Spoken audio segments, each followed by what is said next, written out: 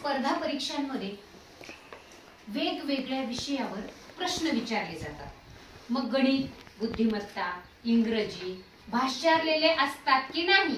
हो। मग आज आपण गणितामधीलच महत्त्वाचा जो घटक आहे गणिती क्रियांमध्ये अक्षरांचा वापर, मग पहा यावर आधारित प्रश्न असतात। पहा त्यामध्ये बेरीज, वजाबाकी, गुणाकार आणि भागाकार यावर आधारित काही उदाहरणं दिलेली असतात आणि त्या उदाहरणामध्ये अंकाच्या ऐवजी अक्षर वापरलेली असतात। आता पहा मी एक उदाहरण देते।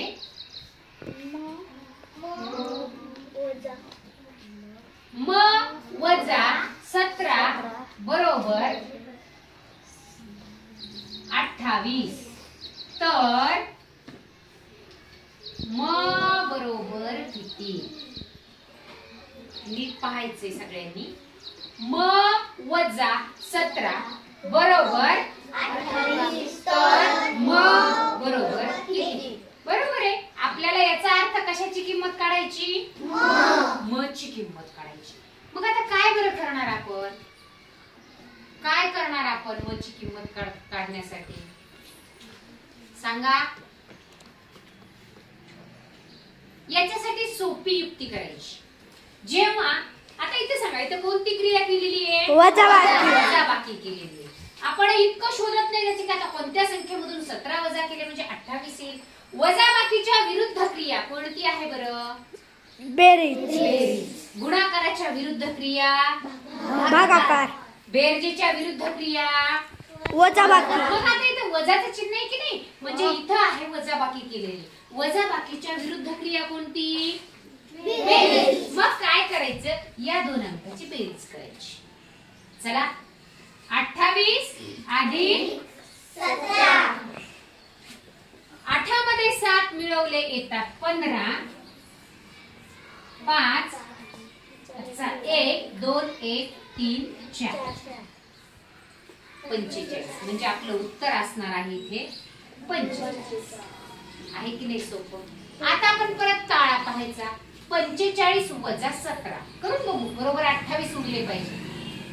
45 वजा 17, पहा बरं 5 मधून 7 जातात का? नेहमी सारखंच 5 ला 5, 1 उसना, इथे राहिले 3। चला मोजा, 7 च्या पुढे 15 इकडे 8 9 10 13 14 15, 8 1 च्या पुढे 3 येईपर्यंत 2 किती उत्तर आलं?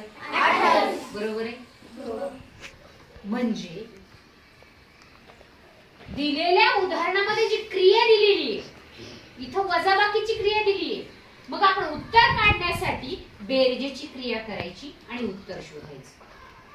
इथं जर गुणाकार दिला असेल तर पुढे आपण भागाकाराची क्रिया करून आपण काय करणार आहोत? एक आपण भागाकाराचं उदाहरण पाहू, म्हणजे तुमच्या लक्षात येईल।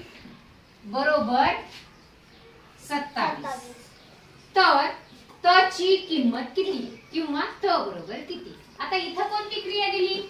भागाकार दिलाय। मग आता याच्या विरुद्ध क्रिया कोणती असणार आहे भागाकाराच्या? गुणाकार। मग आता कशाचा आणि कशाचा मी गुणाकार करणार? 27 आणि 3 चा। 27 गुणिले 3 पाडा येतो आपल्याला, म्हणा 27 चा पाडा तिसऱ्या स्थानापर्यंत। 27 दोन्ही 24, 27 त्रिक 81। त्याची किंमत किती आली? 81। आता आपण बघू 81 इथे टाकले तर 81 भागिले 3 आपण भागाकार करूया।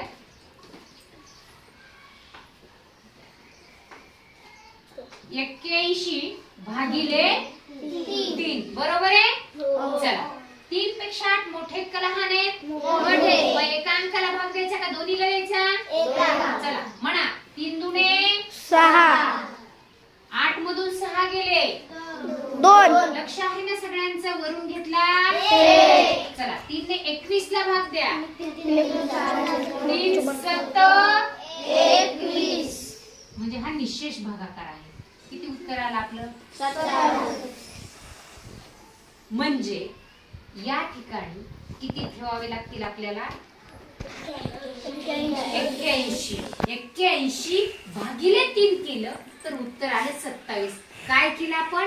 इथं जी क्रिया दिलेली आहे त्याच्या विरुद्ध क्रिया आपण केली की आपल्याला हवं ते अक्षराच्या जागेवरील संख्या मिळते, म्हणजेच आपलं उत्तर येतं.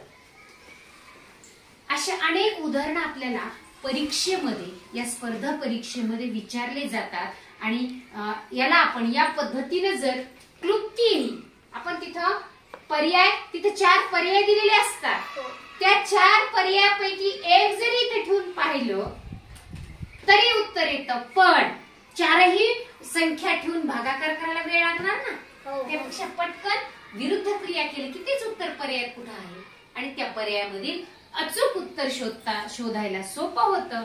आणि मग आपण व्यवस्थित अगदी गोल करतो त्या उत्तरासाठी. आणि मग आपले 2 मार्क 2 गुण हमखास आपल्याला मिळतात. लक्षात आलंय? गणिती क्रियांमध्ये अक्षरांचा वापर करण्यासाठी काय करणार? मग या अक्षराची किंमत शोधण्यासाठी दिलेल्या क्रियाच्या विरुद्ध क्रिया करून